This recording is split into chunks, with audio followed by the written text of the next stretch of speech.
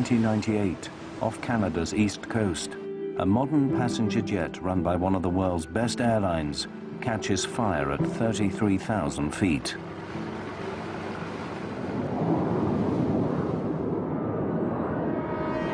Swissair 111, we are dumping fuel now and we must land immediately. In its final 6 minutes, communications from the cockpit cease.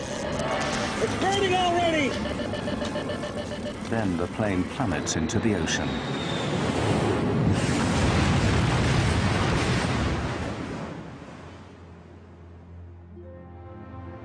"229 people are dead. What caused the fire is a mystery." Many of the vessels reported to the Canadian Navy vessels standing by on scene that they were finding bodies and making repeated requests for more body bags and get the bodies that were Now, after one of the largest investigations in aviation history, the complete story behind the loss of Swissair Flight 111 can finally be told. It's a wake-up call for the entire airline industry to ensure that what happened aboard Swissair 111 would never happen again. This accident investigation was a unique opportunity to assess the materials in airplanes. And the problem is not only just the stuff that can burn, but the fact you can't see it. When you really have fire on board, the clock is running against you.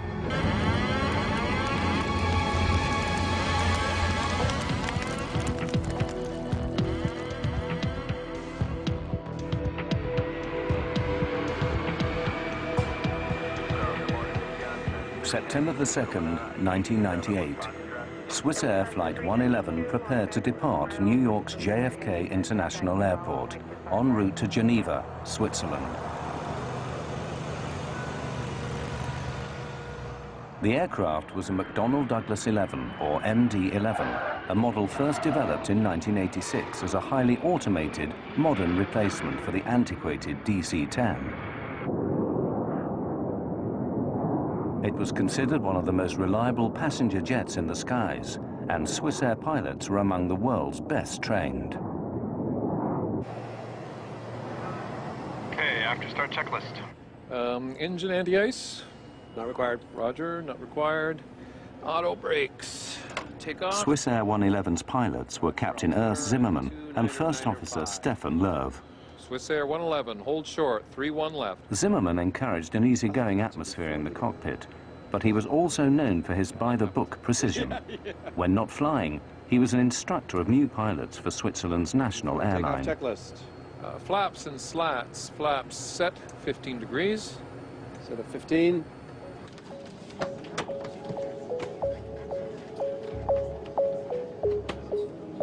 On board were 215 passengers, 12 crew, and 2 pilots.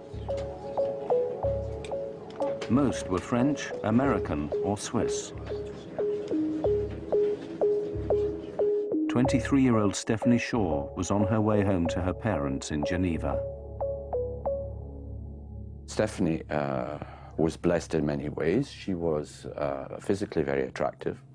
She was an intelligent girl. The reason she went to New York was that she had been invited to become a member of the World Economic Forum, which is based in Geneva, and she wanted to have this trip before she joined. She was a darling, an absolute darling. 8:18 p.m. Swissair 111 Heavy, clear for takeoff. Cleared for takeoff. Roger, Swissair 111. For safety, the Swissair pilots push the throttles forward together, ensuring no single pilot can botch a takeoff. Yard. D2. Swissair Flight 111 lifted off and made her way northeast, toward the open Atlantic. For the first 15 minutes after takeoff, there was no communication from Swissair 111. It was an unusual, small detail that would later baffle investigators.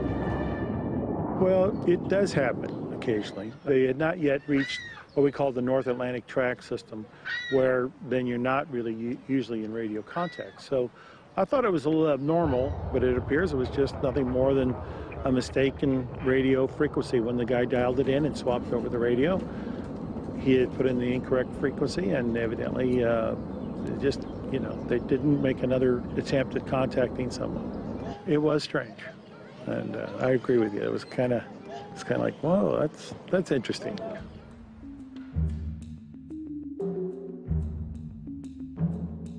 Atlantic air traffic is handled by a remote center in Moncton, New Brunswick, Canada. Almost half an hour after takeoff, Captain Zimmerman made his first communication with Moncton. Moncton Center, Swissair 111 Heavy, good evening, level 330. Swissair 111 Heavy, Moncton Center, good evening. Reports of occasional light turbulence at all levels. Moncton, Swissair. It was a perfectly normal transatlantic crossing.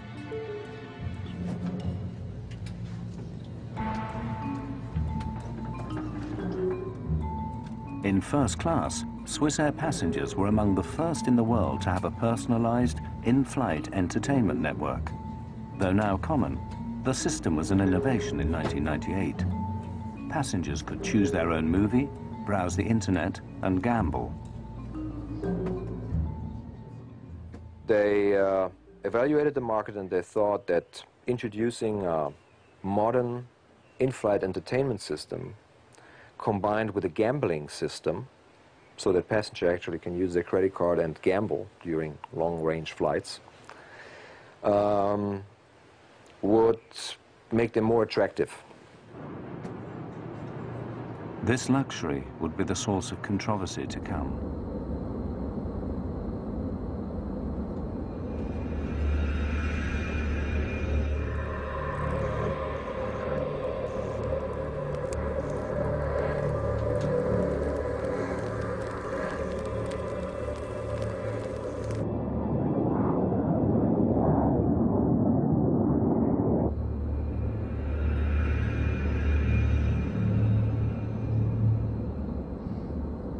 Smell something?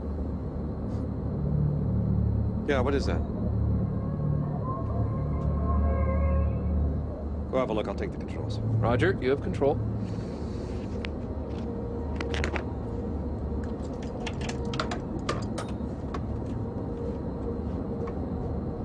First Officer Love investigated the area near the air conditioner vent. Harmless smoke traces from air conditioning systems are common on commercial jets. See anything, Urs, and there's nothing up there now.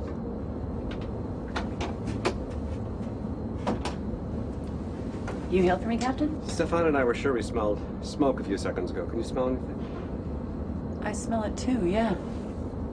Could you smell in the cabin before you came in? No, definitely not. They agreed that the air conditioner was the likely culprit. Can't see it or smell it anymore. Air conditioning, is it? Yeah. Please close it, thanks.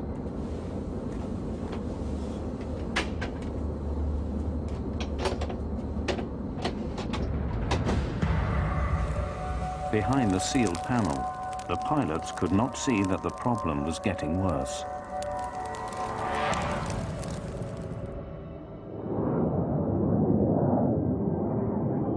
Less than 45 seconds after smoke disappeared in the cockpit of Swissair 111, it returned.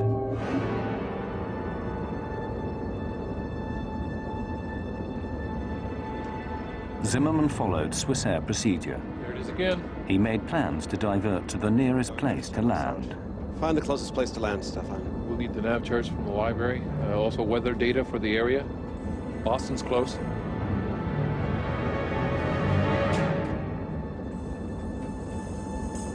It's not doing well at all up there.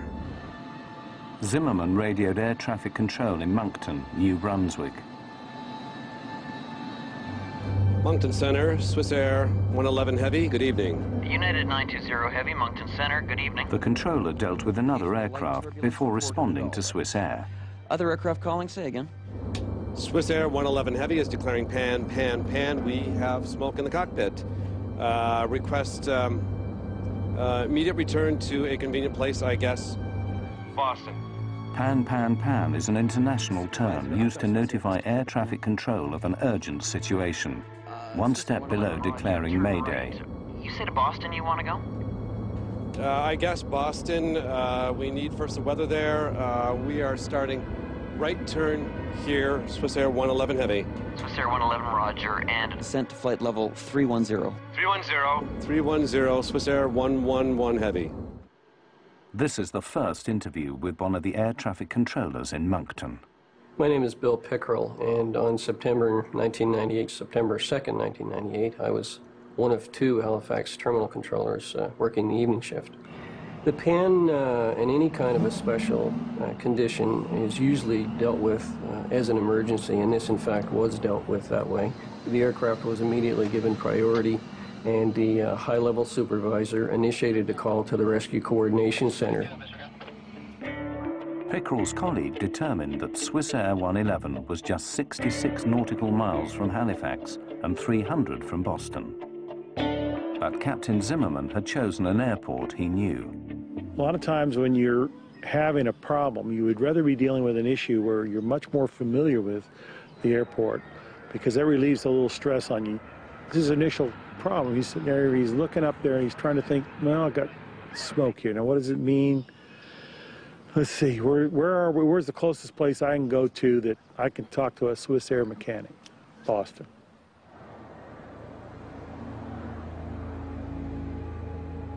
Swissair 111 Center. Swissair 111 Heavy, go ahead.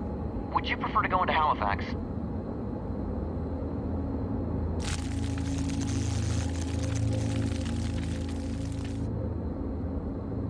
Or we better put the masks on.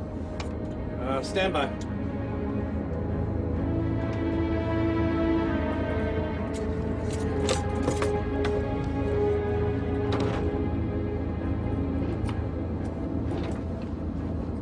Realizing their location, Zimmerman decided Halifax was now the best option.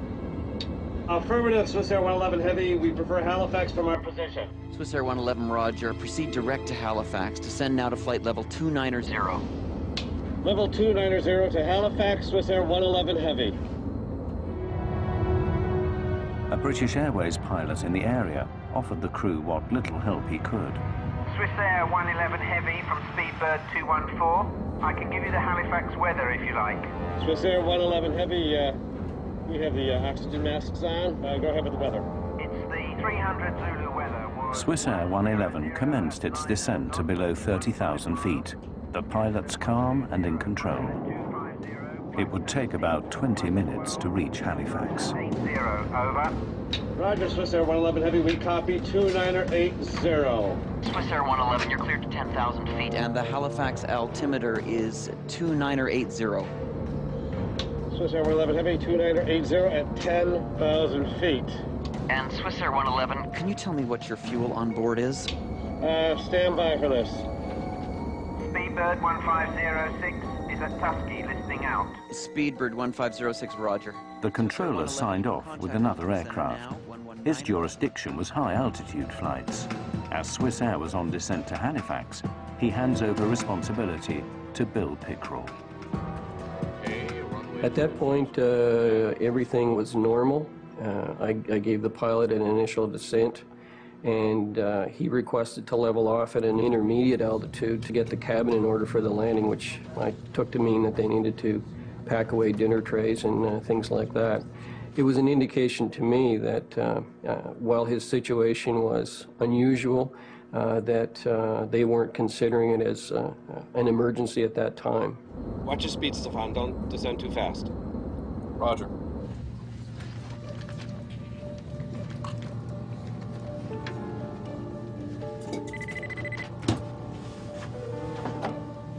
Yes, Captain. We have smoke in the cockpit here. Have the cabin crew prepare for landing. We'll be setting down in Halifax in about 20 minutes. I'm about to start the checklist here. Yes, Captain Zimmerman. Zimmerman had two checklists for smoke in the cockpit. To complete both would take 20 minutes. This was Swissair company policy. In the meantime, Love continued the descent into Halifax.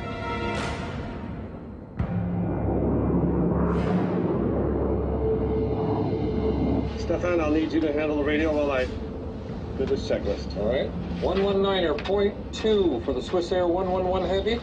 Roger. Swissair 111 was now at about 25,000 feet. Pickrell advises them to descend to 3,000. But First Officer Love said he'd rather fly at 8,000 until the passenger cabin was cleared. 050. Swissair 111. Their attitude underscored the sense of control in the cockpit. 979.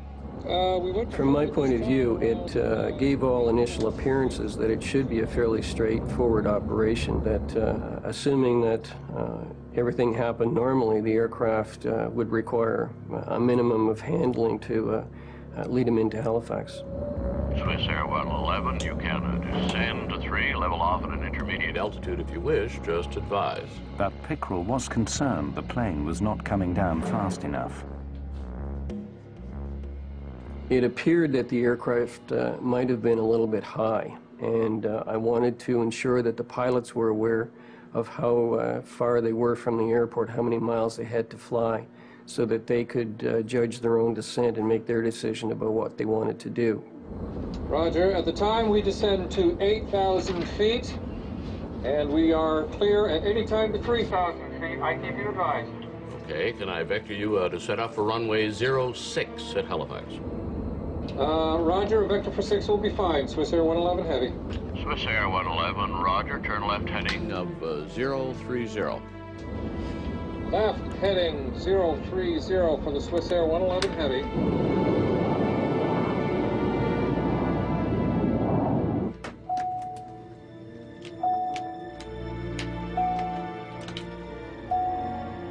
Captain Zimmerman needed information for the unfamiliar airfield, but his flight bag was out of reach. He summoned the flight attendant to help. You hailed me, Captain. For 2 minutes now. I need that flight bag there. It's got the approach charts for Halifax.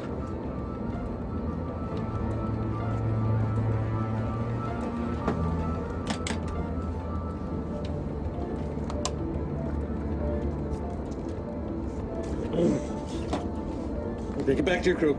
Yes, Captain.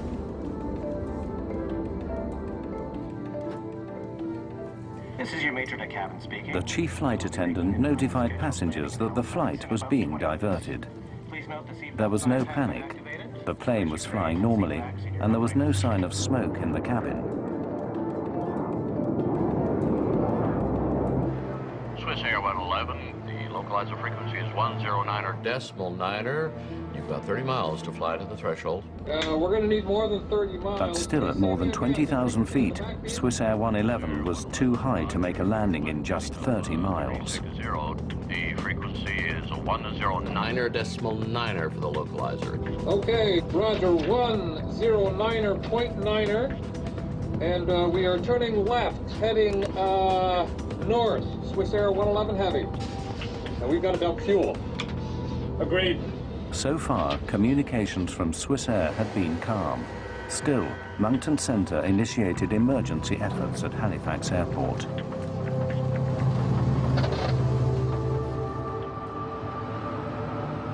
Preparing ground crews for an emergency, Pickrell sought information from the pilots.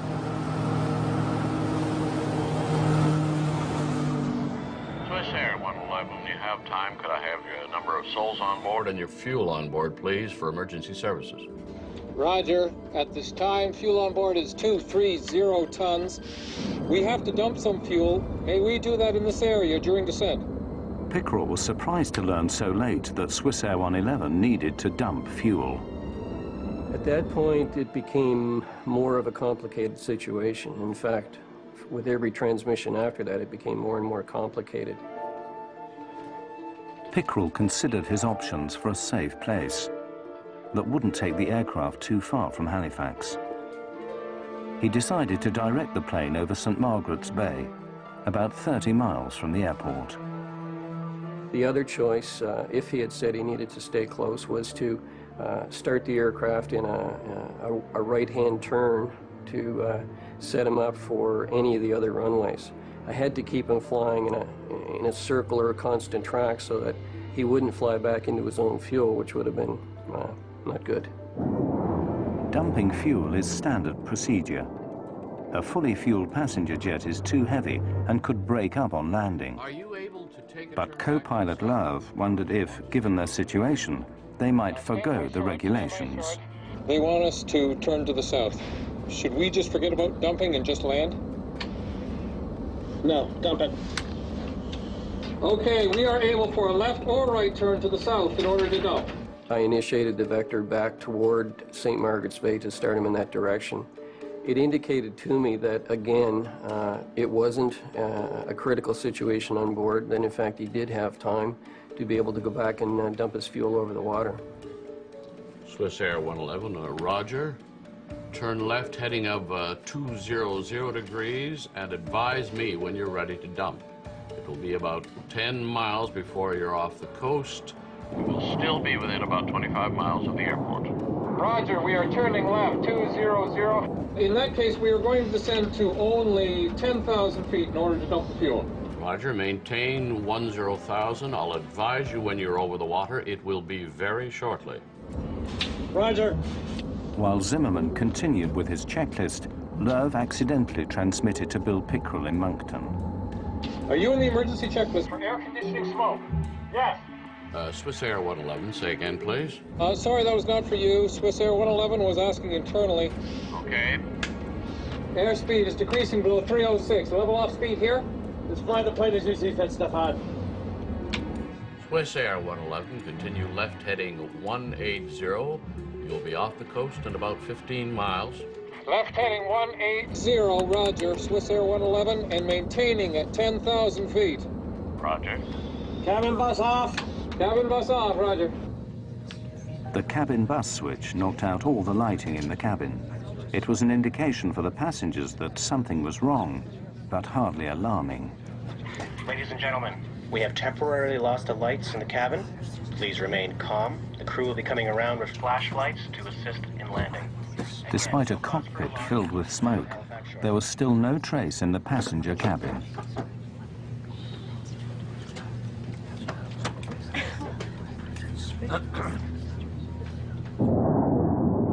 You will be staying within about 35, 40 miles of the airport if you have to get back to the airport in a hurry. Okay, that's fine with us. Please tell us when we can start to dump the fuel. Suddenly, the aircraft sent out a warning that the smoke was a sign of a more serious problem. Autopilot, disconnect. Copy that. Autopilot, disconnect. Swissair 111. The autopilot disconnected because the plane's computers sensed erratic readings. In the next 90 seconds, those readings went haywire. 11,000 and 9,000 feet. Swissair 111, you can block between 5,000 and 12,000 if you wish. One by one, the instruments failed. The calm in the cockpit dissolved. Copy that. We are cleared between 12 and 5,000 feet. We are declaring emergency now. Swissair 111 at time 0124. Then the two pilots spoke simultaneously. Combined with other distractions in the control room, Pickrell was unable to hear a critical transmission. Lerv's declaration that they must land immediately. We are dumping fuel now. We must land immediate. Swissair 111, just a couple more miles. I'll be right with you. Roger that. And we're declaring emergency now. Swissair 111. Missing this transmission is a moment Bill Pickrell relives today. I'm not sure that it's a feeling that you can adequately describe. I recall reviewing the events of that night 1,000 times to determine if there was something additionally that I could have done, or if there was some mistake that I might have made, or was there any way that I contributed to this. And eventually I was able to come to the point of realization that there wasn't anything that I could have done, that everything that could have was done. Now there was nothing to do but wait.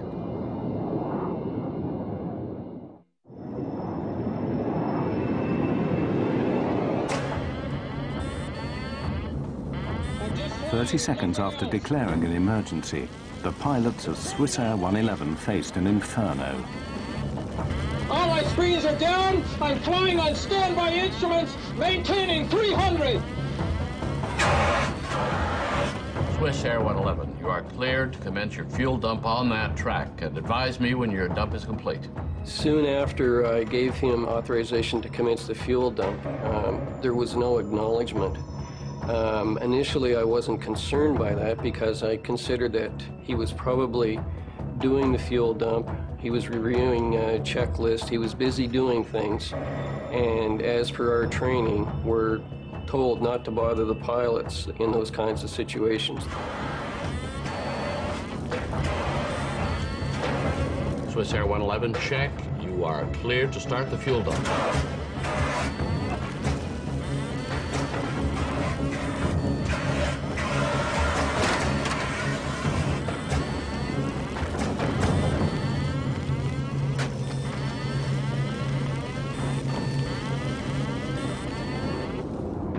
There was no further communication from the aircraft.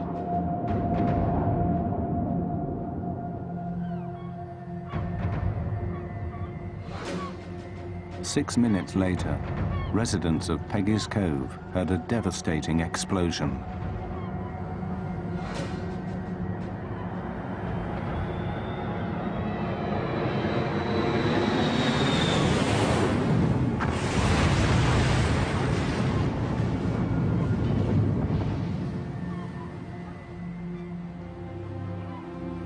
No one knew what had happened to 229 people after 6 minutes of silence.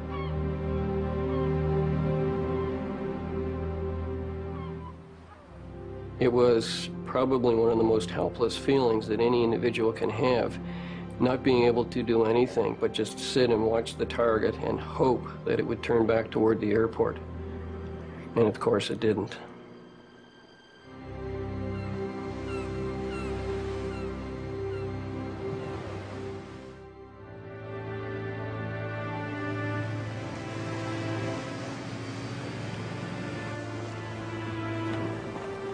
The following morning, would-be rescuers glimpsed the terrible remains of Swissair 111. Only one body was discovered intact.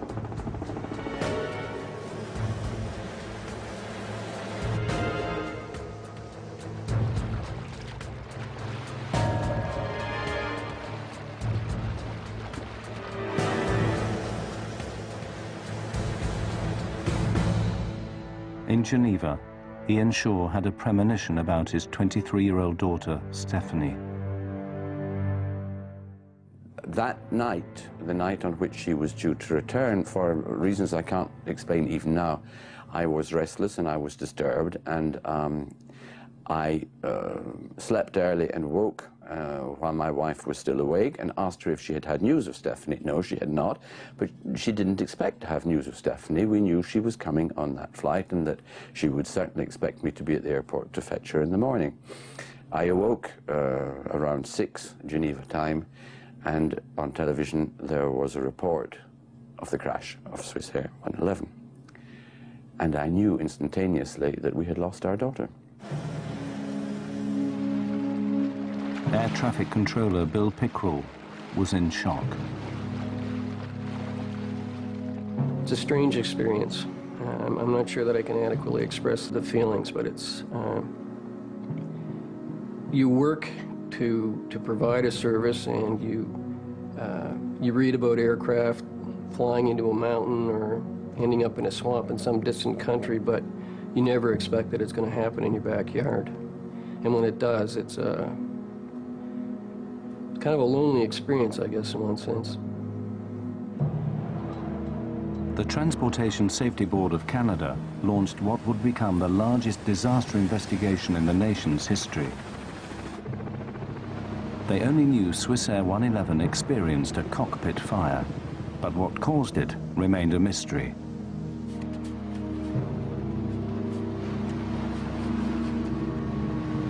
Well, this accident was a challenging one to investigate, in that initially, of course, we had to recover the aircraft from about 55 meters of water, around 185 feet. Of course, it was also in many pieces. As it turns out, it was in a couple of million pieces. So that was the initial challenge. And then after that, of course, when you have so many pieces, you need to determine which are the relevant ones and what are these pieces telling you about what happened and why.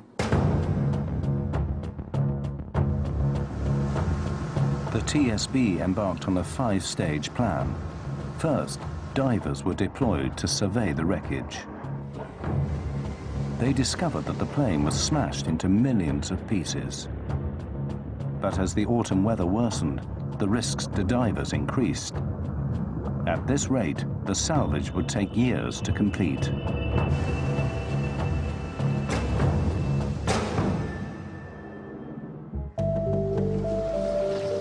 Stage 2. With help from the United States Navy, remote-operated vehicles began a more detailed search. The ROVs helped investigators survey the site. But the question remained: how to recover tiny pieces of twisted metal from the bottom of the sea? We have to go through little bits of airplanes, little pieces. In Swissair, we've had about 2 million pieces of airplane, and we pretty much almost had to look at them all because we had to discredit certain things, terrorists, bombs, various other types of faults. The TSB's investigators finally got the breakthrough they've been seeking: the black boxes. Recordings of cockpit and computer data told investigators that everything on the plane was working perfectly until the last few minutes. When the crew declared the pan, that they had smoke in the cockpit, after going through all of these parameters, we found no anomalies or no problems in any of that flight data that suggested there was a problem with the aircraft. So this led us to believe that the crew had a relatively operational aircraft. Aside from the smoke in the cockpit that they noted, everything else appeared to be working fine. And as they were making their plan to descend the aircraft, they experienced a series of systems failures that were in rapid succession and exponential. Copy that. Autopilot disconnect. Swissair 111, we must fly manually now. Mike Poole's CVR team then faced a serious setback. The last 6 minutes on both flight recorders were missing. You're losing systems rapidly on the airplane in that 90-second period that things are happening very fast. And one of the last things we know about was the 2 recorders went offline. So the fire has presumably breached the lines, breached the sources to these recorders and has stopped them. With the failure of the black boxes, investigators were no closer to learning how or where the fire started on Swissair 111.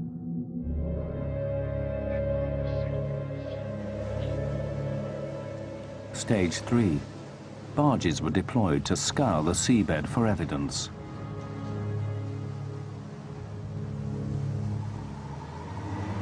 One by one, sad remnants of the airplane reached the surface. Her engines were recovered. Then the landing gear. These were among the largest pieces of Swissair 111 to be recovered. The rest were mere fragments, dredged up in a painfully slow process. Stage 4. A nearby military hangar provided a makeshift lab for the growing team of forensic investigators. Representatives from the American NTSB, Boeing, Swissair, and the Royal Canadian Mounted Police joined in the search for answers.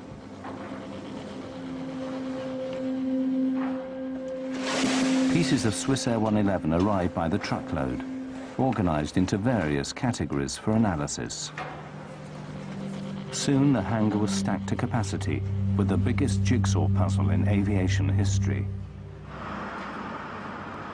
All the investigators knew for sure was that an initially small cockpit fire suddenly turned to catastrophe.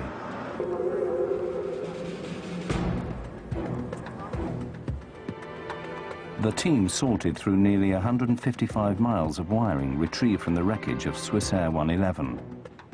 Here, the first real clue: evidence of electrical arcing. Scorch marks on metal revealed that the source of the fire was in the back of the cockpit, directly behind the first officer. By examining the aircraft's wiring plans, investigators found a likely suspect: the entertainment system in first class. The system had some major deficiencies. It was getting very hot. It drew a lot of power. And thereby, for example, raising the cabin temperature considerably, because it was always running. They did not install a simple off switch, nor did they install appropriate cooling systems to cool the system down. The TSB's investigators finally thought they had the breakthrough they'd been seeking. Our report indicates that there was a design flaw in the way the in-flight entertainment network installed in the first class and business class sections of the aircraft were installed integrated into the electrical system of the airplane. When Captain Zimmerman threw the cabin bus switch, all power to the cabin should have been switched off. But the entertainment system remained on, overheating. If you had asked most pilots, they would say, well, if I push the cabin butt switch, it's going to turn off the things behind the cockpit. It's going to isolate that electrically for me, so that I don't have to worry about that, and that I can just concentrate on those things that might affect me flying the airplane. Well, as it turns out, that this switch was kind of bypassed in this case for this IFIN, or entertainment system. Swissair immediately disabled the entertainment systems on the rest of its fleet, and the US National Transportation Safety Board ordered an inspection of cockpit wiring on all MD-11s. Unfortunately, this simple solution proved insufficient. By the time that cabin switch was turned off, the fire was well underway, and so that had no real bearing on the initiation or propagation of the fire in the Swissair 111 aircraft. But investigators determined that the problem with the entertainment system alone could not have brought down Swissair 111. The search for answers continued. Stage 5. Undaunted, the TSB reconstructed the MD-11 from the wreckage. A wireframe mock-up they called the Jig provided a spine for placing tiny pieces back where they once belonged. The reconstruction revealed that the fire spread with alarming speed from the cockpit back into the first-class galleys. Some metal showed heat damage from temperatures as high as 600 degrees centigrade. As the investigation continued, some argued that the actions of the pilots may have contributed to the disaster. Some experts charged that Zimmerman and Love's by-the-book approach may have cost them their lives. Swissair 111 was asking internally. Some operators emphasized in a very early stage, land as soon as possible, and then if you have time, go into the checklist. Others said, here's the checklist, and at the end of the checklist, if that doesn't help, then land as soon as possible. Pretty contradictory to basic flying instructions where student pilots learn at a very early stage that whenever you have smoke, you have a fire, and fire means land as soon as possible. Emergency light switch on. Emergency light switch on. Unfortunately, in this case, the way the checklist was written, it didn't identify that now start towards the divert. It started more on, let's try to see if we can solve the problem.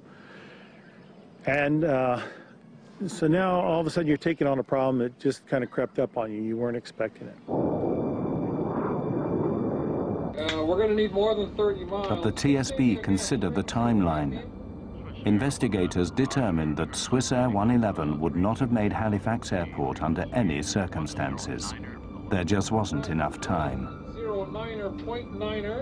In our calculation, we showed that starting at the ideal descent point from 33,000 feet, which was at about 10:14 p.m. that night, it would take some 13 minutes to get the airplane onto the ground, which would take us to 10:27 p.m. By 10:24, the systems in the aircraft were starting to deteriorate. So we believe that under these circumstances, the crew would not have been able to successfully land the airplane under those conditions with the amount of time that they had. Whatever caused the fire on Swissair, it happened at a lethal speed. The mystery remained.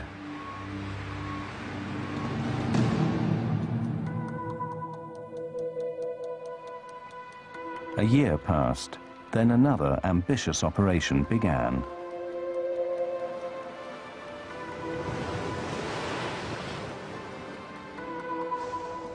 The TSB hired a sophisticated Dutch salvage ship, Queen of the Netherlands.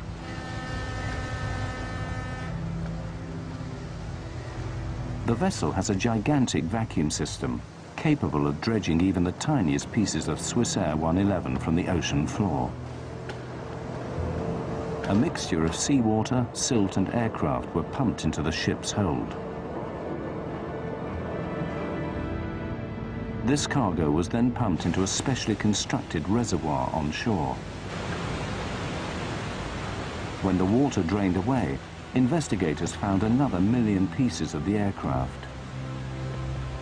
Any one of them may have held the clue to what caused the catastrophic fire. The painstaking sorting once again resumed.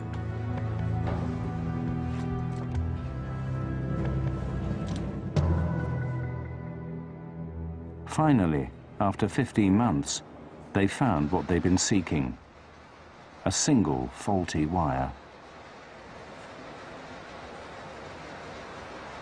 We looked at all of the possible sources of heat that might start a fire in that area, and in this instance, we did discover a wire that arced in that way, and right next to it was some very flammable material called metallized polyethylene terephthalate covering material that covers the insulation blankets. This polyethylene insulate, which lined the MD-11, is common on commercial airlines worldwide. It has passed the industry's flammability tests that require materials to self-extinguish after a reasonable period of time. The investigation now took an abrupt turn. Instead of seeking the cause of the fire, the TSB now focused on the flammable materials that fueled it.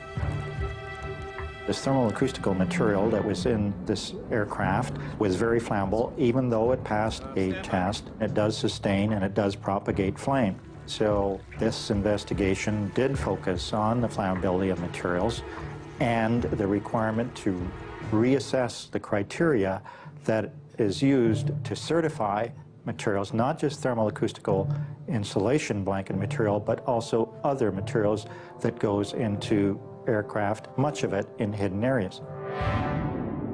Investigators now had their answer. A wire arced in a closed space behind the cockpit. The arc ignited the insulation, which in turn lit other materials, such as foams and plastics. The pilots could not sense how quickly the fire intensified, but 14 minutes after they declared pan, pan, pan, the fire disabled all electronics in the cockpit. The black boxes went dead. A forensic examination also shed light on the desperate final minutes in the cockpit. Love was in his seat. Captain Zimmerman was not, likely fighting the fire and probably dead before impact. The first officer was probably trying to find a place where he could put this big airplane. He just didn't have a lot going for him. He didn't have a lot of instrumentation left. And I'm sure he was looking for something, some indication that would give him an idea of where he could put the airplane down, maybe even ditch the airplane. What is known is that the first officer was in his seat. Whether he was unconscious, conscious, maybe had severe degree burns on his skin, it's not known. We know the captain was not in his seat, so very likely he was trying to fight the fire. That the checklists were found molten together, the pages, indicates that they were used to fight a fire. At 10:30 Halifax time, Love shut down engine 2. Investigators determined that he probably received a warning the engine was on fire. Chillingly, it proved that Love was alive a minute before impact. They could not determine whether the passengers were aware of the fire, at least until the very final moments. There were traces found of soot and smoke extending as much far to the business class overhead area. Whether the passengers have smelled the smoke, it's not known. DNA analysis showed that they had no residue in their body. The aircraft hit the water with a force of 350 Gs.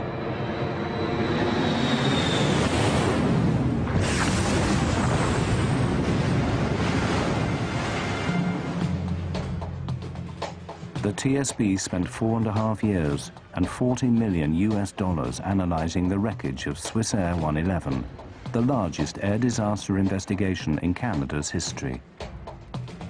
Their conclusion: flammable materials do not belong on commercial aircraft.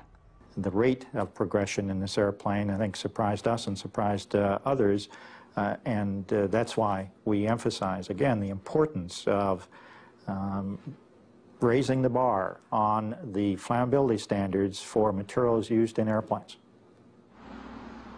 Ian Shaw waited 4 years for the report to reveal the fatal flaw that took the life of his daughter.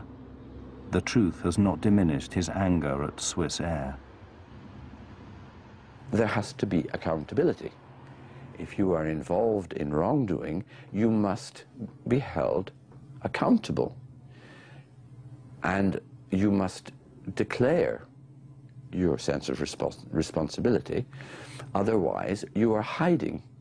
And you are hiding, in this case, behind the flag of Switzerland. I think it's unbelievable. In the aftermath, Swissair decided to remove the flammable insulate from its entire fleet. They also made changes to checklist procedure, reducing response time in a cockpit smoke emergency. Swissair did something very interesting. They modified their entire Swissair MD-11 fleet according to all these findings. They built in cameras and smoke detectors, even into hidden areas, where pilots have a little TV monitor and they can see whenever there is a smoke warning, which makes them all help gain time. And that's the most important when you have the case of, when you have a fire. But plagued with financial problems, the mighty Swissair shocked the industry when it declared bankruptcy in October 2001.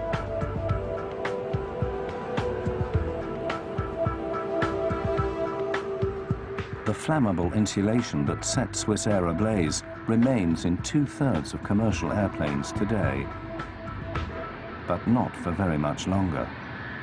The metallized polyethylene terephthalate material has been essentially banned from aircraft, and the criteria to certify that kind of material for use in airplanes has been worked on. It has not been put into law as yet, but we look forward to that being done, so the criteria is more stringent. The U.S. Federal Aviation Administration has given a deadline of 2005 to remove the material from all commercial aircraft. This major overhaul is designed to ensure that what took place on Swissair 111 will never happen again. The industry is trying to remove it, but I don't think they're removing it as quickly necessary as they could. There's always that battle. How expensive is it to do something that's replacement, or are you going to replace it in an airplane you're going to throw away in another couple of years? We have to live within certain economic realities.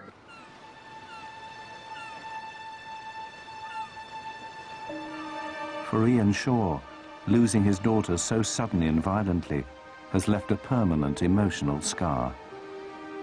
He left his wife and his wealth behind in Geneva and now runs a modest restaurant in Nova Scotia in view of the sea where his daughter died. Why would I come here to this particular point in Nova Scotia? A lot of people have said, oh yes, we fully understand you want to be close to your daughter and the point where the plane crashed. That is no part of my being here. Swissair ripped out of me any possibility of proximity to my daughter. I found a comfort in the awareness of the presence of the eternal ocean, the ocean which has been going backwards and forwards for many, many, many thousands, millions of years. I came here because I had to. I can't give a fully rational declaration to you of why I came here. I can only say to you, I am in the right place for the wrong reasons.